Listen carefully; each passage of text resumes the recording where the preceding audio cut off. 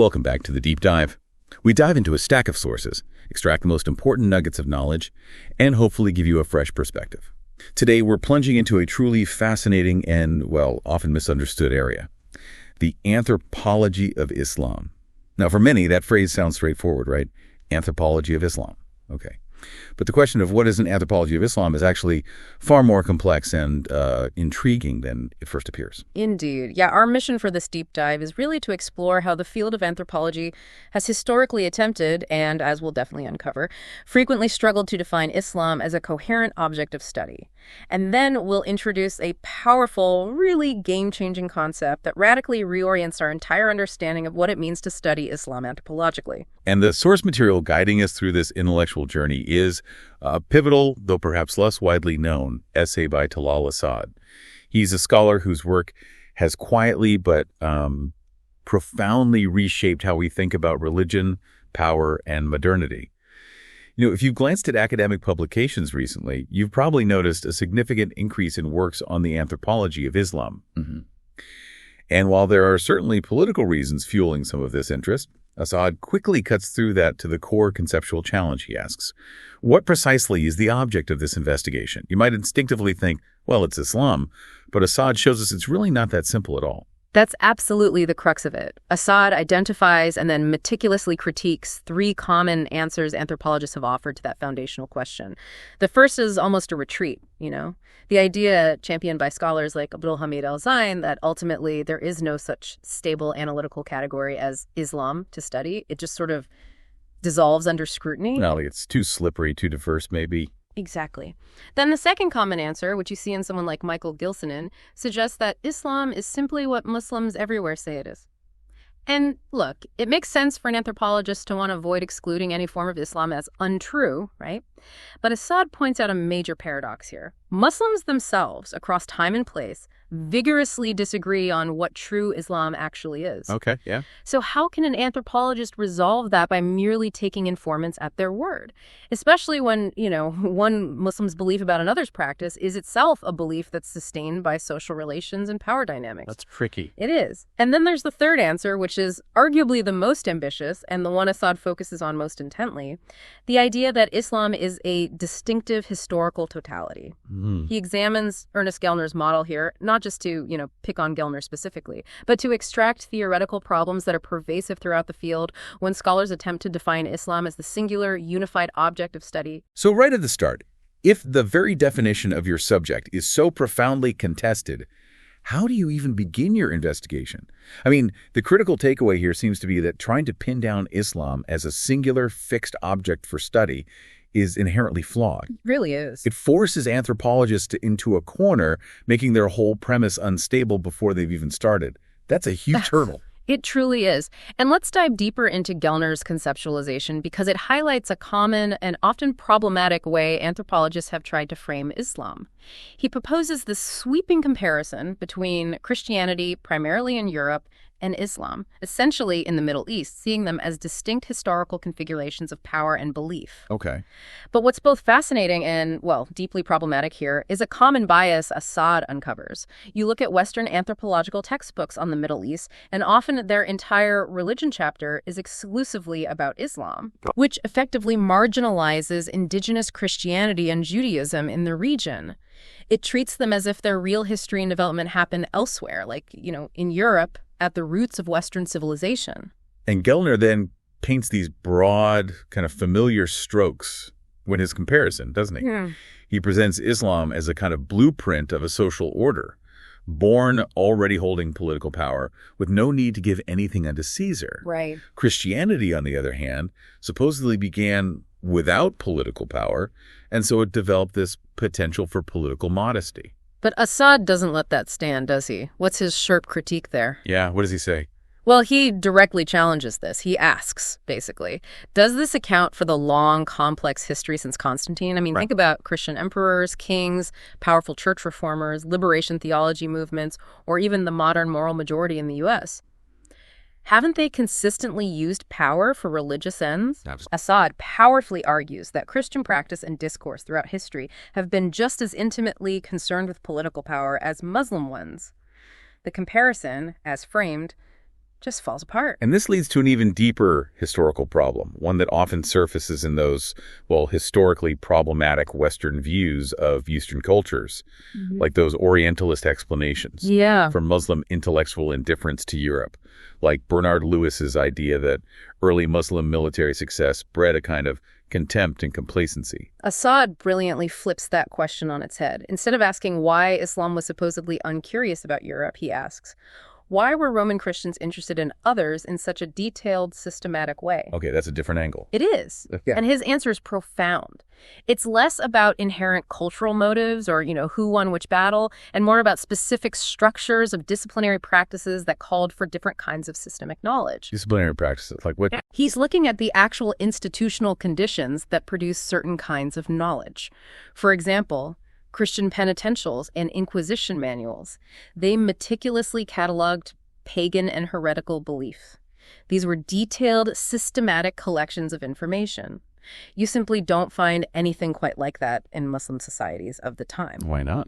Because the disciplines that required and sustained such systematic information, things like the formal confession or the Inquisition itself, simply didn't exist in the same way. The forms of interest, the kinds of knowledge produced, they're intrinsic to various structures of power, and they differ not according to some essential character of Islam or Christianity, but according to historically changing systems of discipline and institutions. So the big takeaway here is that the very terms we use to compare religion and power can be incredibly misleading. Definitely. They often obscure vital historical differences that anthropologists should actually be exploring rather than just glossing over. It's about finding concepts that are more appropriate for describing those real, nuanced differences. Exactly. We need better tools. Okay, speaking of these broad comparisons, another common anthropological approach Asad critiques is this distinction between great and little traditions. That sounds like another way to try and organize the diversity of Muslim beliefs and practices. Yeah, it was a very popular model for a while, used by anthropologists like Clifford Geertz and Ernest Gellner, especially when looking at North Africa, but applied elsewhere too. The great tradition typically referred to the scripturalist, more puritanical faith of the towns, drawing its authority directly from sacred texts, the ulama, the scholars. Okay, the book-based religion. Right, and the little tradition, in contrast, was seen as the saint-worshipping, more ritualistic religion of the countryside, more particularistic, authorized by oral cultures, saints, shrines, and highly variable from place to place. And there was a link to social structure. Yes, this model also proposed a neat correlation. The centralized cities with their Sharia law and scholarly elite versus the more egalitarian, segmental tribes out on the periphery with their variable customs and holy men, the saints. It was often framed as these two parts of a single system, maybe complementary, maybe in tension, constantly engaged in a kind of struggle for political dominance. And Brian Turner even summarized this as a kind of mirror image thing, right? Presenting Christianity and Islam as almost inversions. Like Christian saints being orthodox, individualistic, and dead, canonized by a central church authority. Whereas Muslim sheikhs or saints were seen as maybe more heterodox, tied to tribes, often living figures, recognized more by local consent. Exactly, that kind of neat opposition. But Assad's ultimate critique of this whole great little tradition model is pretty damning. What does he say? Well, first, he notes it's been subject to really damaging historical criticism, even for the Maghreb, the very region where it was first proposed. Historians showed it didn't quite fit the facts on the ground. But more importantly, he finds it problematic in how it talks about historical variations, its discursive styles, as he puts it, and crucially, how it deflects deeper, maybe more uncomfortable questions about power and social structure. It simplifies complex realities too much. Which shifts our focus to how anthropologists like Gellner actually construct their narratives. Yeah. You mentioned Gellner's model.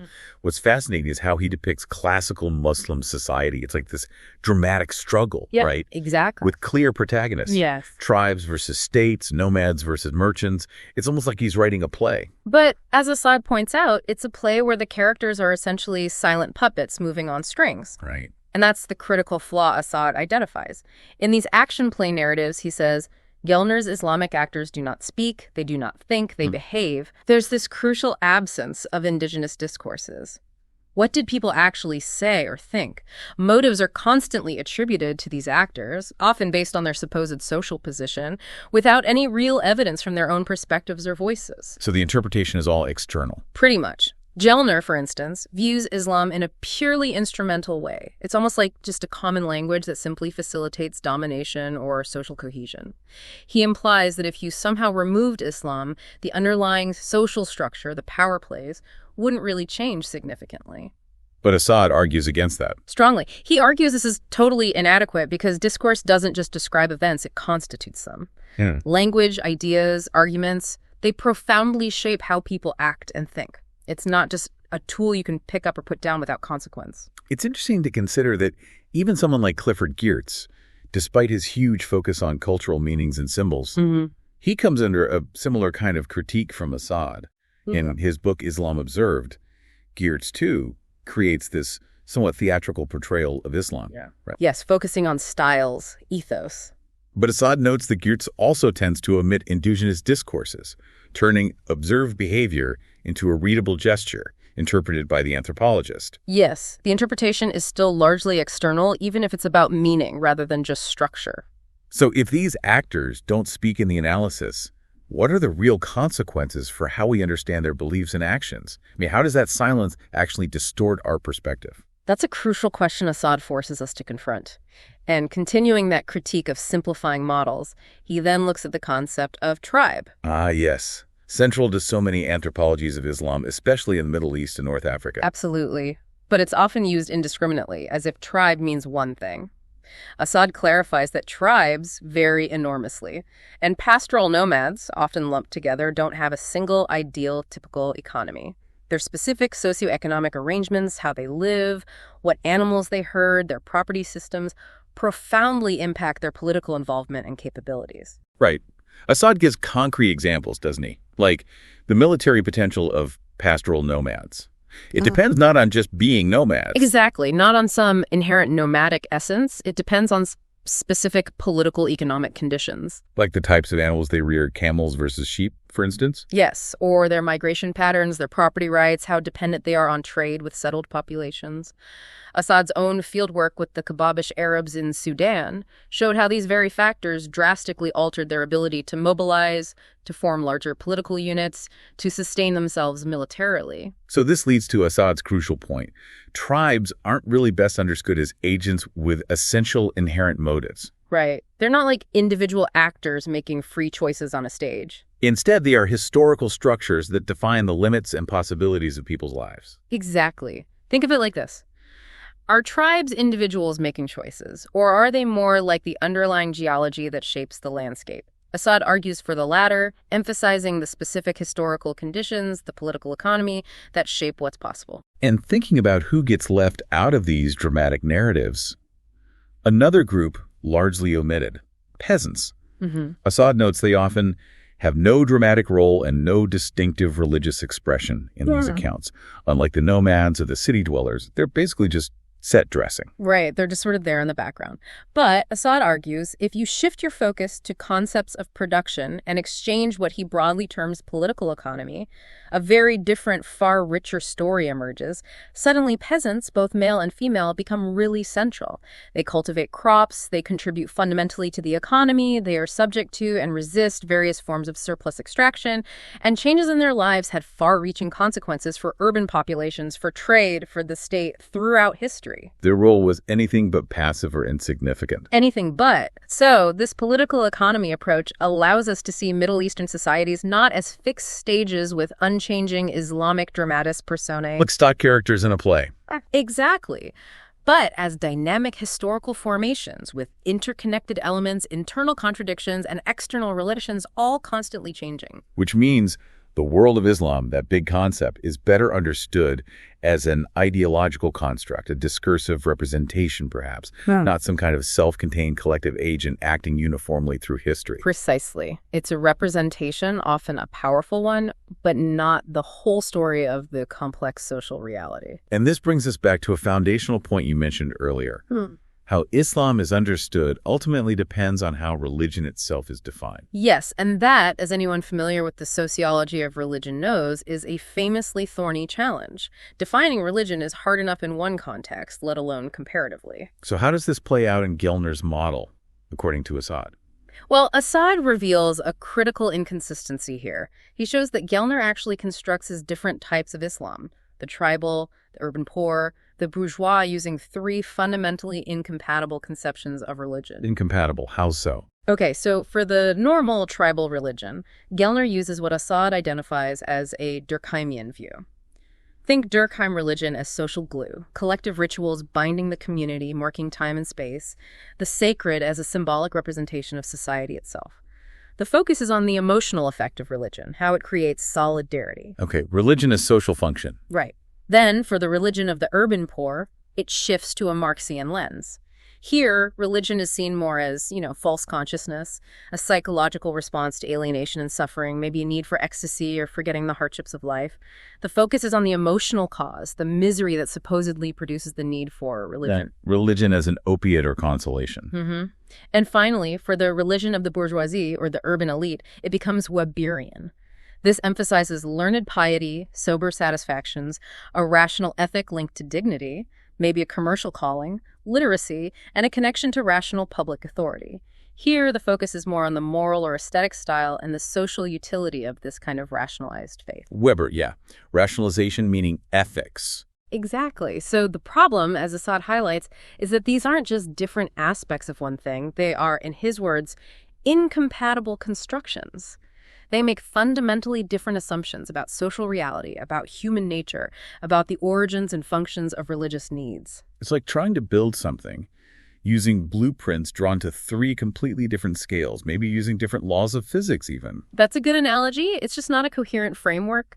And the danger, Asad argues, is that this inconsistency leads to false conceptual oppositions and equivalences. It makes you draw connections or contrasts that aren't really justified, leading to ill-founded assertions. If you give an example of that.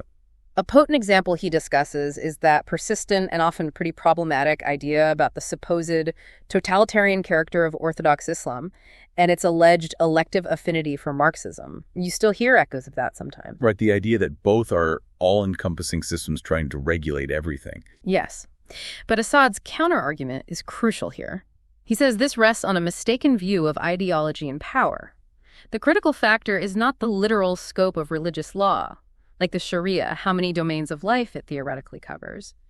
The real issue is the degree to which it actually informs and regulates social practices through effective institutions. So it's about practical reach, not just textual claims. Precisely. And in fact, Asad argues modern secular states, whether capitalist or communist, with their bureaucracies, surveillance, education systems, economic controls, they are far more pervasive and effective in actually controlling the minute details of people's lives than anything ever achieved in pre-modern Islamic history. That's a powerful point. The difference is fundamentally in the reach and effectiveness of institutional powers, not in some inherent totalitarian tendency within the faith itself. So to truly understand political activity, or any social activity really, in the Muslim world, it's far more productive to examine the established social practices, the things people actually do, the institutions they live within, both those we traditionally label religious and those we consider non-religious. Yes. That's where the real insights lie, not in these broad, abstract, and often inconsistent definitions of Islam as a monolithic entity. Okay, so this leads us finally to Assad's core argument, his positive proposal for how to construct a truly coherent anthropology of Islam. Where does he suggest we start? Well, he contends it cannot be founded on finding some essential social blueprint within Islam or defining it as an integrated social totality. The field has often defined its scope far too widely and, paradoxically, too rigidly by trying to fit everything into one box. So what's the alternative? This is where Asad introduces his breakthrough concept.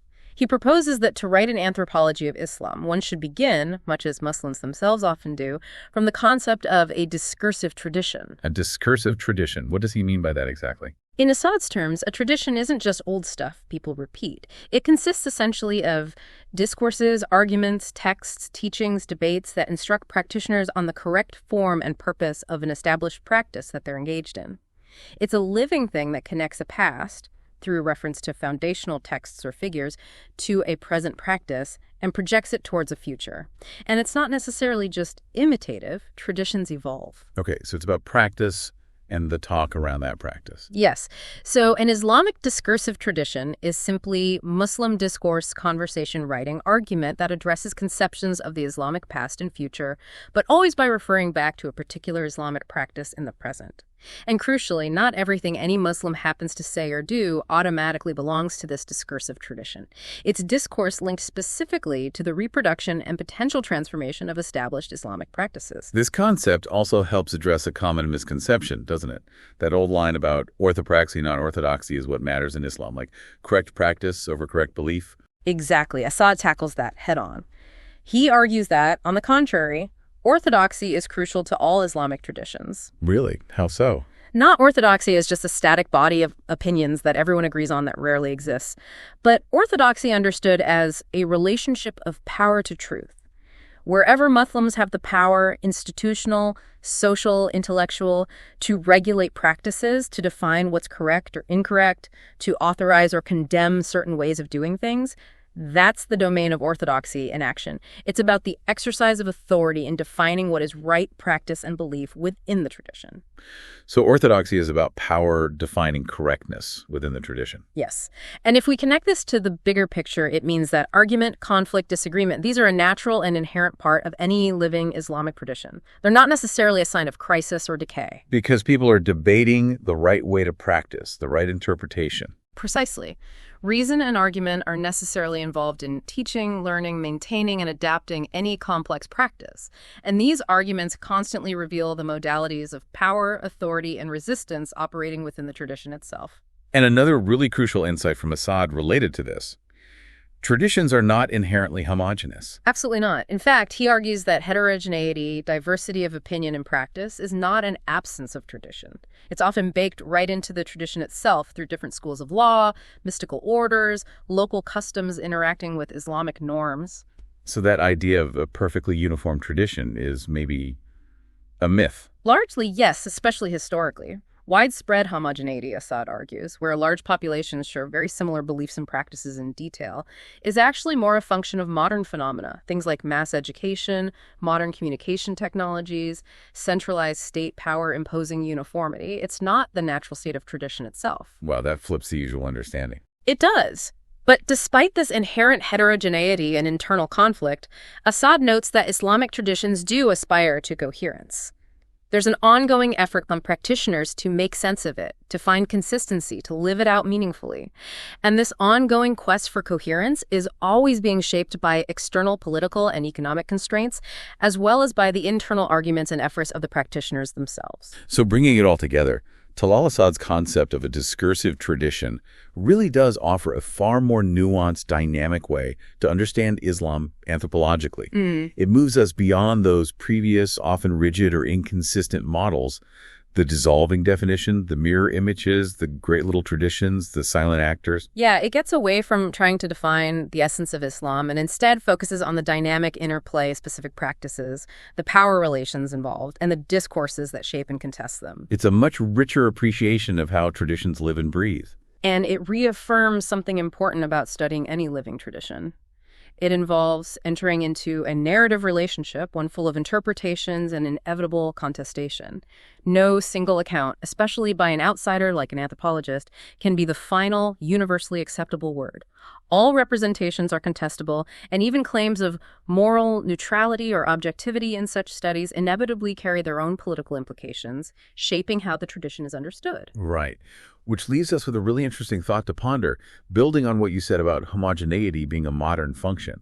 If we accept that inherent heterogeneity is normal for traditions like Islam, but maybe many others too, how might that reshape our perception of what tradition even means in our contemporary world? And what does recognizing that deep diversity within traditions imply for how we navigate different viewpoints and power dynamics, not just when studying Islam, but in any societal context where tradition plays a role? It's a powerful shift in perspective, isn't it? Asking us to look beyond simplistic definitions and into the rich, contested, always evolving tapestry of human practice and discourse. Something to definitely think about.